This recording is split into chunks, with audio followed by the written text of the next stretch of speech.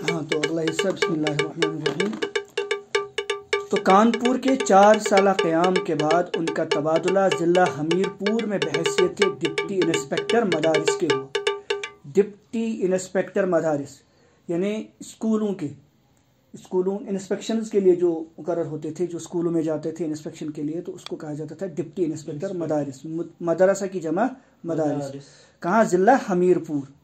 یہاں پریم چند کو دیہات میں جانے اور کسانوں کی زندگی کے گوناگوں مسائل کو سمجھنے کا موقع ملا۔ تو اس طرح سے جب یہ ڈپٹی انسپکٹر مدارس بنائے گئے تو اس طرح سے ان کو دیہاتوں میں جانے کا موقع ملا، کسانوں کی زندگیوں میں جو مختلف قسم کے مسائل مشکلات تھے اس کو سمجھا، پرکھا اور دیکھنے کا موقع ملا۔ اسی زمانے میں ان کی صحت خراب رہنے لگی، ٹھیک ہے، صحت بگڑ گئی ان کی، اور وہ گورکھپور چلے آئے۔ گورکھپور کا قیام ان کی ادبی زندگی کے لیے بہت ہی سازگار ثابت، لیکن گورکھپور میں جو وہ ٹھہرے تو ان کی جو ادبی زندگی تھی، جو لٹریچر کی زندگی، جو لکھنا پڑھنا کی زندگی تھی، وہ بڑی بہترین ثابت ہوئی، کیونکہ وہاں پر جو ماحول ملا پڑھنے لکھنے کا۔ اسی زمانے میں ان کی کہانیوں کا مجموعہ، یعنی جو انہوں نے کہانیاں لکھی تھی، وہ مجموعہ کلیکشن چھپا جس کا نام تھا پریم پچیسی، شائع ہوا پریم پچیسی۔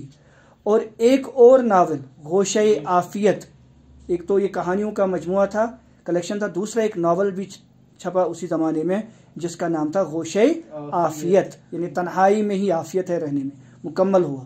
1921 عیسوی میں انہوں نے سرکاری ملازمت سے استعفیٰ دے دیا، ٹھیک ہے، سرکاری ملازم تھے تو وہاں سے انہوں نے کیا دیا؟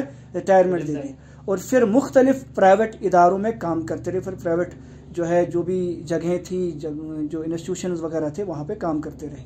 ایک ہندی ماہنامہ تھا مریادہ، ایک ہندی ماہنامہ ہو گیا منتھلی، ماہنامہ منتھلی، ہفتہ وار ہوتا ہے، ویکلی، تو یہ ماہنامہ ہوتا ہے منتھلی۔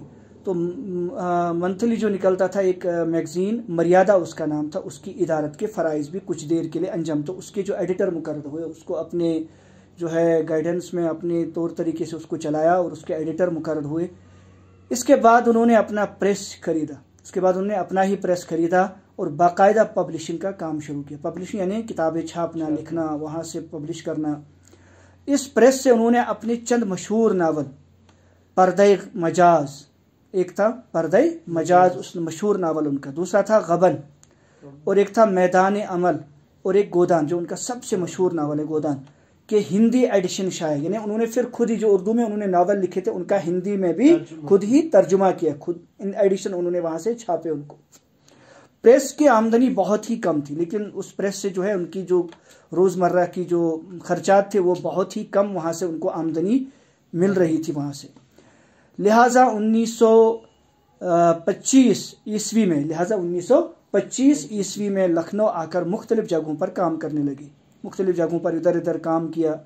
اسی دوران فلموں کے لیے انہوں نے کہانیاں لکھنے کی غرض سے ممبئی بھی گئے، تو اسی زمانے میں جو ہے فلموں میں کہانیاں لکھنے کے لیے کوئی جاب وغیرہ نکلی تھی تو یہ بھی گئے فلموں کے لیے کہانیاں لکھنے کے لیے، ممبئی گئے، لیکن وہاں زیادہ دیر ٹک نہ سکے، وہاں زیادہ دیر ٹھہر نہیں سکے، وہاں سے واپس چلے آئے، اپنا ایک پرچہ ہنس نکالا، پھر اپنا ہی ایک جو ہے نا انہوں نے میگزین یا اخبار نکالا جس کا نام انہوں نے کیا رکھا؟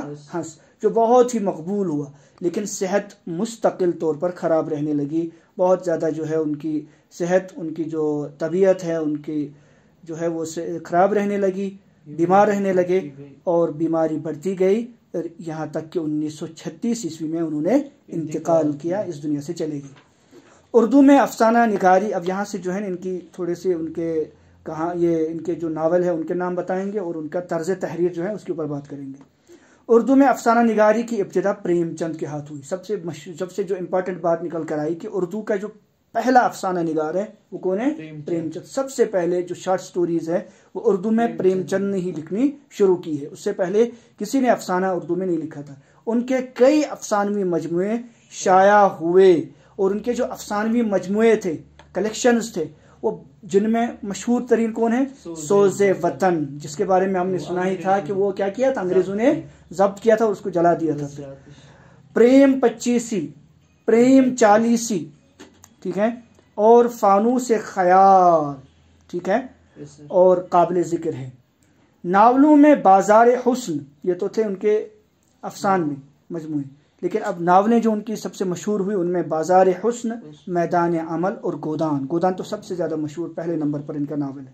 ان کی کہانیوں میں اکثر ہندوستان کی دیہاتی زندگی کے مرقع اور کسانوں اور مزدوروں کی حقیقی تصویریں ملتی.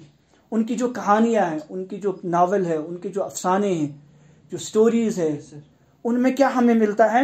ہندوستان کی دیہاتی زندگی کی انہوں نے عکس بندی کی ہے. ایک طرح سے انہوں نے رپورٹنگ کی ہے، ایک طرح سے ان کے مرقع، ایک طرح سے ان کے البمز تصویر کشی کی ہے، ٹھیک ہے، عکس بیان کیے ہیں.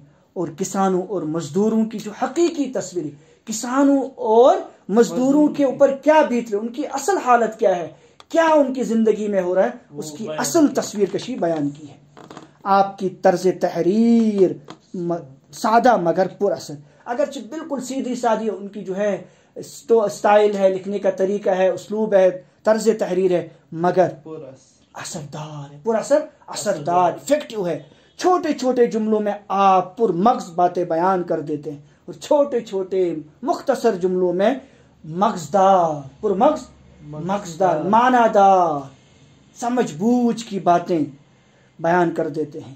افسانوں اور ناولوں کے علاوہ آپ نے بڑی تعداد میں مختلف موضوعات پر مضامین بھی لکھے ہیں. یہ نہیں کہ صرف ناولیں اور افسانے لکھے ہیں، نہیں، مضامین بھی لکھے ہیں، اصلاحی، ٹھیک ہے، اور جو ہے اسی طریقے سے ادبی مضامین بھی انہوں نے لکھے ہیں، ایسیز بھی انہوں نے لکھے ہیں، انشائیے بھی لکھے ہیں. ان کے وہ مضامین جو ادبی اور لسانی مسائل پر مباحث سے متعلق ہے، اور یہ جو مضامین ان کے ہیں، انشائیے جو ان کے ہیں، جو ایسیز ان کے ہیں، وہ کیا ہیں؟ ادبی لٹریچر سے ریلیٹڈ ہے، لسانی زبان لنگوسٹک سے ریلیٹڈ ہے. مسائل جو اس کے ہیں، زبانوں سے متعلق جو مسائل درپیش آتے ہیں، مباحث، اس کے اوپر مباحث ہیں، اس کے اوپر گفتگو کی ہے، اس کے اوپر ڈیبیٹس کی ہیں، انہوں نے اچھی خاصی بات چیت کی ہے. آج بھی بڑی معنویت کی حامل ہے، آج بھی ان کا بڑا ایک رول ہے اہم، ٹھیک ہے، آج بھی ان کی اپنی ایک افادیت ہے، اپنے ایک جو ہے اپنے اندر وہ ایک مقام رکھتی ہے، ٹھیک ہے، قابل تعریف ہے. آج بھی ان کو پڑھا جاتا ہے، بیان کیا جاتا ہے.